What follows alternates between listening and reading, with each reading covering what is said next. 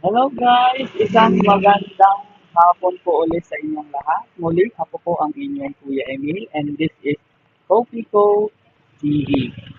Ayan, for today's video po ay gagawa tayo ng strawberry latte. Yan, isa po sa in-offer namin na non-coffee drink dito kay Coffee.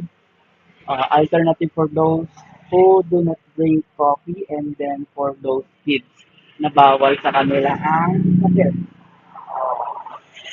Pero bago tayo magpatuloy, ayan, don't forget to follow us on Facebook at Coffee Code TV for more updates. Paki-share na rin po yung mga videos po namin doon.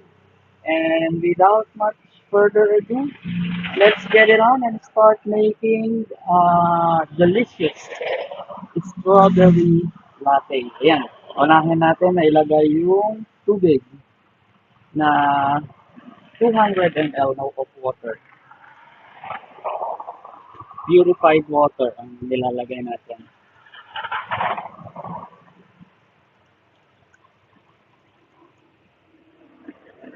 Ayan. 200 ml of yan, ituloy na natin timplahin ang ating strawberry latte. Pasensya na kayo, merong dumating na customer kanina at bumili ng caramel macchiato. Ngayon, ilagay na natin ang strawberry powder. Isang scoop ng strawberry powder.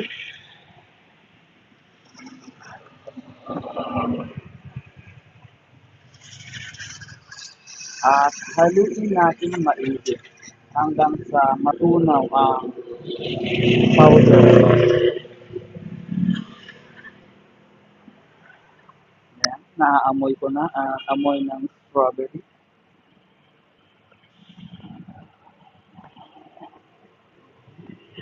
Pwede na yan. And then, lagyan na natin siya ng ice.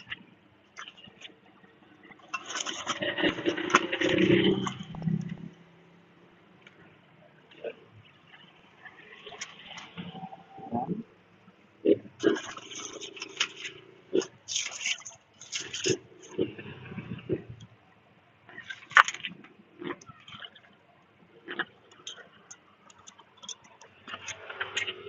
Then, gawin na natin yung milk. Lagay natin yung milk at saka yung syrup.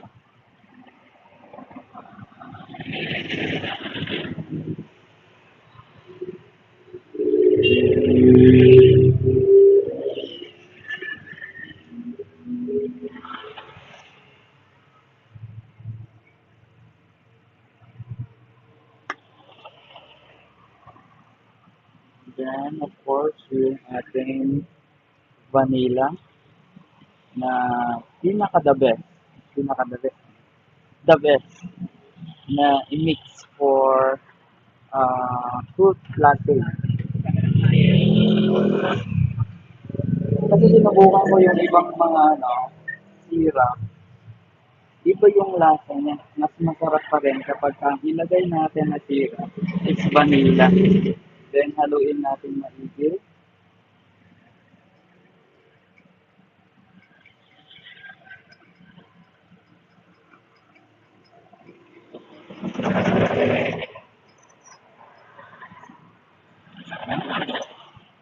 And then pwede na natin ilagay doon sa ating strawberry.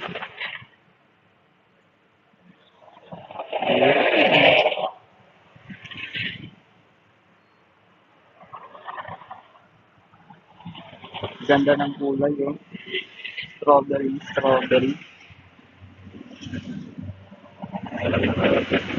Ah, tapos na. Okay na ito. And tikman na natin kung ano ang lasa ng ating strawberry latte.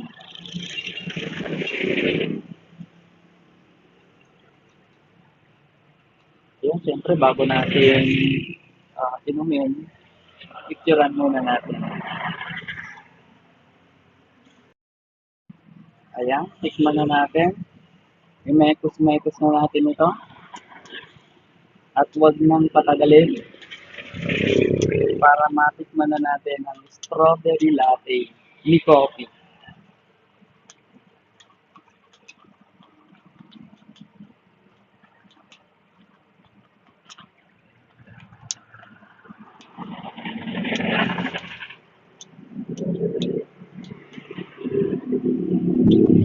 Ayan, pwede na to. Tikman na natin. Ang sarap. Ang sarap niya, guys.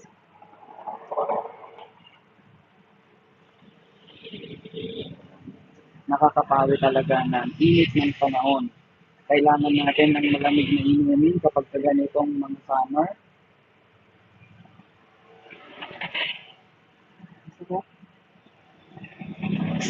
Malihan lang. Hello po. Strawberry latte po. May rice in a box po. Tapa, sisig, spam, opo. Awanso. May dunga. Ang sarap.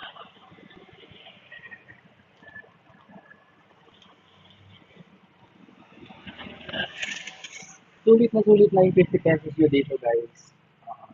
Masarap siya. Malinamnam.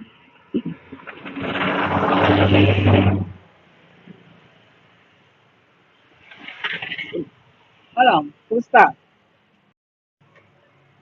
That's it for today. Ayan, naubos ko na. Masarap. Ang sarap niya, guys. Promise.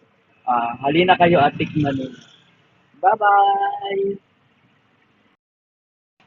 Yan, ito ulit. Ah, ang sarap niya, guys. Lasang-lasa yung strawberry niya. At nalalasahan mo rin yung linamnam ng gatas. Kaya perfect sa mga bagets. Eh?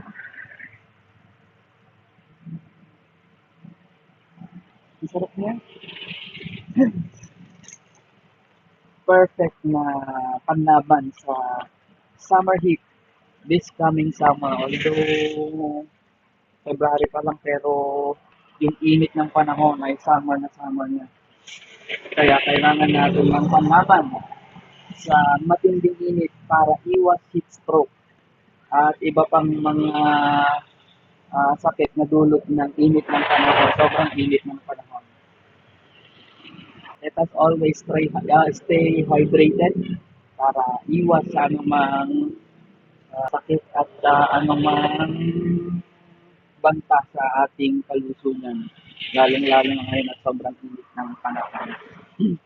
So, that's it for today. Halina po kayo dito sa Thai Coffee.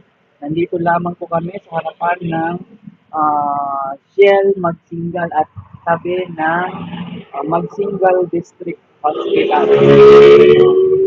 Pag hindi nyo po kami makita dito, nandyan lamang po kami sa harapan ng public market ng Magsingal din. So, that's it.